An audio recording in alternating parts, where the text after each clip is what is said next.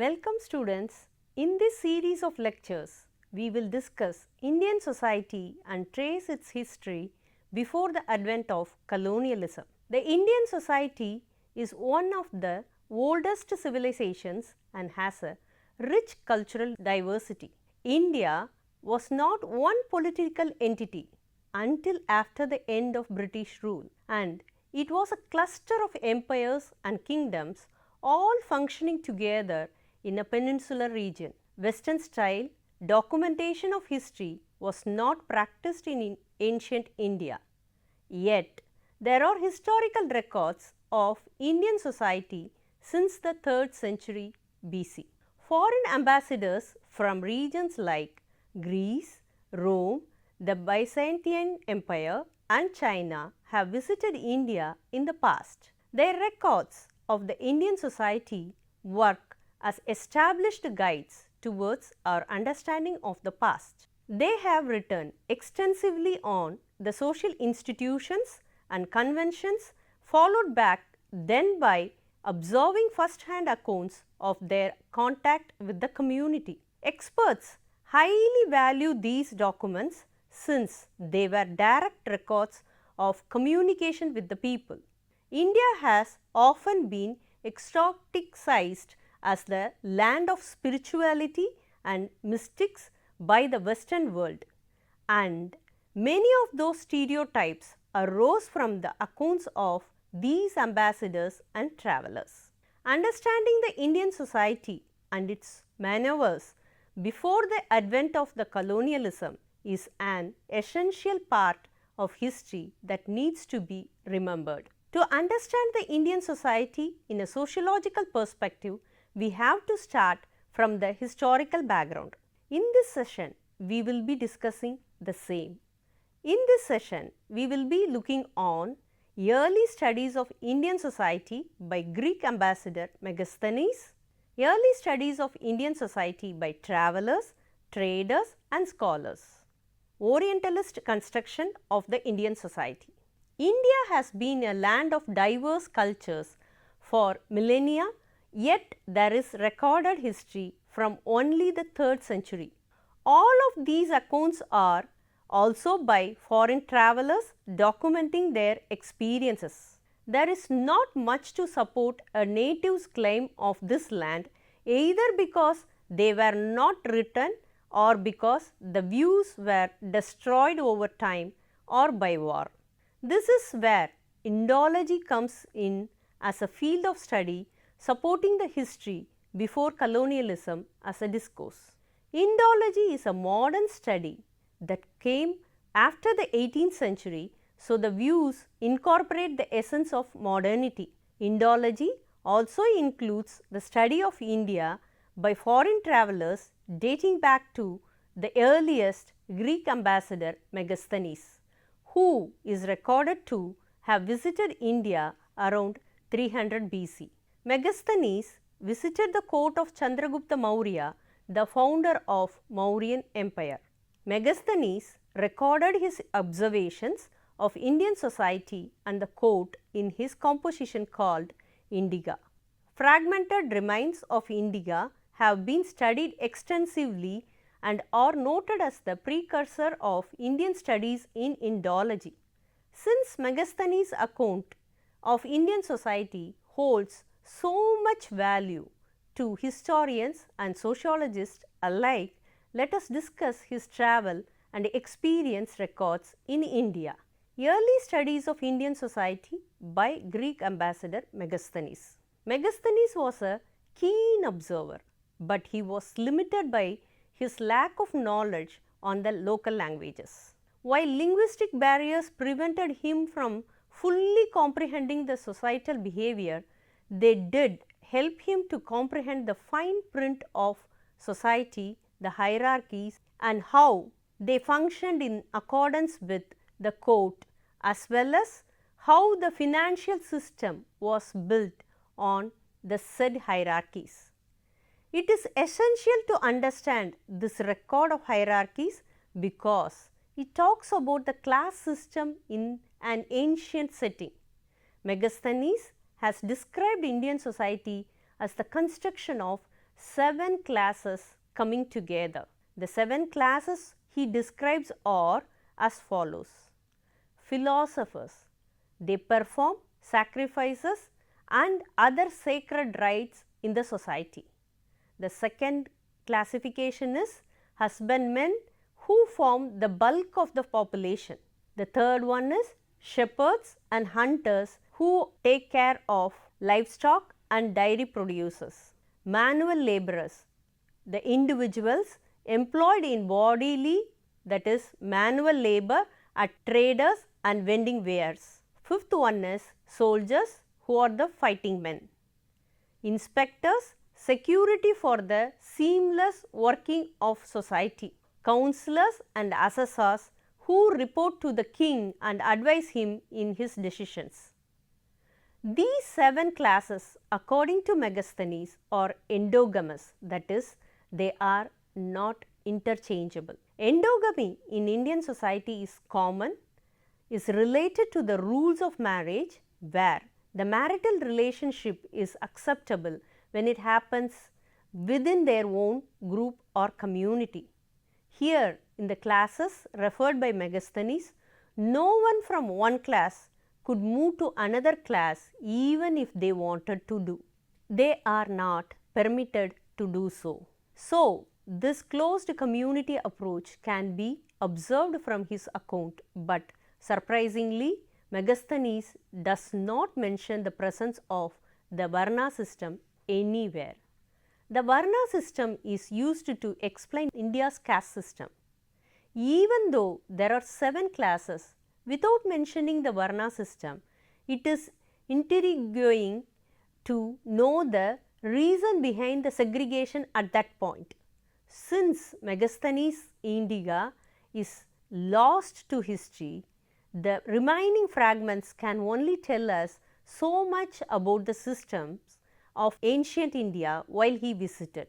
Megasthenes, as we know, visited during the reign of Chandragupta Maurya and provided records of his court and society. But since most of it is lost, not much use can be derived from it. It lies as a testimony to the long-standing class separation concepts associated with India, but that is all it provides.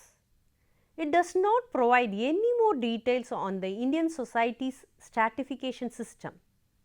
Even component we know about India from his composition Indica is through the quotation of later writers, yet it is important to acknowledge history. Early studies of Indian society by travelers, traders and scholars. Early records show the trade relationship between India and faraway countries like Rome even before the advent of colonialism. This indicates that travelers come from far away to experience and study India much before expected.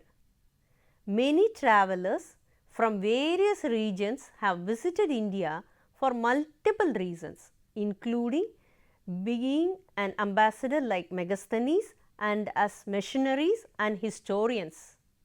These accounts of their travel are vital to us. They tell us the narrative of history from an impartial perspective, that of an outsider without any promoted bias by royalty. Fa Hian, for example, was a Chinese monk who visited India by foot during the reign of Chandragupta II for a religious mission. His accounts of his 10-year stay in India are available in his Faction Memoirs book. Such documents are crucial for any society to understand the history they have been built upon. Chinese travelers.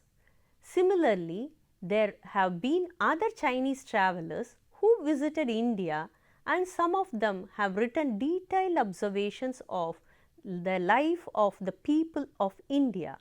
Huangshuang came to India during the period of 629 to 644 AD following Ai Tsing, who came around 671 to 695 AD. Their records of people's lives are written in great detail and are very helpful for the anthropologist and sociologist to construct an image of the then Indian society. Arab accounts. Arabic accounts of India came in much later compared to the Chinese and Megasthenes record, but they offer similar notions of Indian society. Their accounts seem to accept Megasthenes' documentation of 7-class system. Ibn Battuta, an Arab traveller, arrived in India from Morocco in 1333 AD and stayed till 1347 AD. His narrations include informations about topography as well as the people's daily social and cultural lives. These anecdotes are not based on historical records, but on what they saw, heard, and observed in people's everyday lives. These records are indispensable to conceptualize Indian society before colonialism took it over. Al-Bruni was an Arab whose works suggest that he had knowledge of Sanskrit. He has written about the Varna system based on which the caste system was established. It is also vital to know that Indo-Muslim scholars translated many Sanskrit works into Persian during the 17th century. While many of these Muslim accounts of Indian society are after the Mughal dynasty was established in India, they are parts of Indian history unaltered by European colonialism. Abul Fasil Alami describes Akbar's court, revenues and administrative system in the late 16th century in his work Ani-Akbari, which is considered to be the gazetteer and description of Akbar's administration. He also said that the 4 Varnas were created from Brahma's body during the formation of the world. This shows an understanding of Hindu philosophy even among Muslims. He wrote about the 4 Varnas, internal divisions. Abul Fasil Alami compiled a list of various socio-economic groups, military and income requirements. According to this, there was an awareness that the Hindu social order operated at the level of kin-based social categories rather than at the level of Varna. The Varna system is a testament to the advent of the caste system in India, and it helps academics trace the system's journey through the ages to the state in which it is today. The existence and evolution of the Varna system through time is an important landmark in Indology and the study of Indian society. Arab records of Indian society hold much importance as they are valuable documents acting as the window to the past. Muslim rulers such as the Mughals, who came very later on in Indian history, recognized the Hindu social system as a kin-based social category and not at the Varna level. It is recognizable from the point in history itself that the split view of Indian society has been a product that has been sculpted through the ages. While there were always travelers and merchants entering India for business or religious missions, the best known records of Indian society came after the entrance of the Europeans. The Portuguese were the first entrants into Indian territory when they reached the shores of Malabar. They directly observed the Indian caste system that was pertinent on the Malabar coast then. Malabar was a cosmopolitan society at that time with Arabs, Syrian Christians, Jews and other foreign people. It is quite interesting that there was an area too in which hierarchic principles of the caste system was also working on. One of the Portuguese explorers, Dart Barbosa's report of the caste system hold even today, and his accounts talk about the high position of the Brahmins and the concept of pollution that comes along with untouchability. His description is a matter of fact record which mirrors the fact that he recorded what he saw and not what was told, and he too did not talk about the system of caste diversified based on Hindu dharma, but simply with the Brahmin at the top of the society and the untouchables at the bottom. He also does not comment on the evils and the irregularities of the system, he simply states his observation. This view of the Indian society stayed pretty similar in the contention with almost every other European power that entered India in the next 250 years. Another European traveller, French Jean-Baptiste Tavernier, known to have visited India between about 1631 to 1667, recorded his experiences like much of his contemporaries. He was a French merchant and traveller who was in expedition to Middle East, India and Southeast Asia for 6 times. His reports of the Hindu beliefs and rituals are based on the communication with Brahmins and eyewitness reports. He outlines that there were about 72 castes which can be reduced to 4 principal caste systems, a reference to the Varna system. His basic view was that he ascertained from the most accomplished of their priests, where the Brahmins are primary in his discussion than Hinduism. After these years, the Europeans slowly entered the political and economic fray, dethroning the Mughal dynasty, and history post that period has had an essence of the colonial thought process. Orientalist construction of Indian society. Edward Said defined Orientalism as constructing another image based on the pre-existing ideology of self. Thereby, as an example, it can be said that the Europeans built their views of the Orient, that is, Eastern countries, based on how they exoticized and differentiated themselves from it. While Orientalism was simply be called the projection of the East through the West, it is something more, and it is also one of the core values connected to the colonial thought. While Said published his work in 1978, many cultural documents of ancient Indian scholarship have been excavated and saved from getting lost to history by Orientalists who studied the East. P.P. Ravindran, in his essay The Genealogies of Indian Literature, claims that the overview of Indian history as an ancient India with Hindu society and a Muslim dominated medieval period and a British dominated modern India came out of the records of Orientalists who traced the documentation of the history. It is also important to note that many Orientalists like Weber only trace the ancient Vedic and Upanishads literature and stop with the entrance of the Muslims. The works of Alexander Doe, an officer of East India Company, on the customs and manners, language, religion and philosophy of Hindus with the assistance of Pandit from Banaras, had reference of 4 Varnas which Doe mentioned as 4 great tribes, each of which is made up of variety of castes.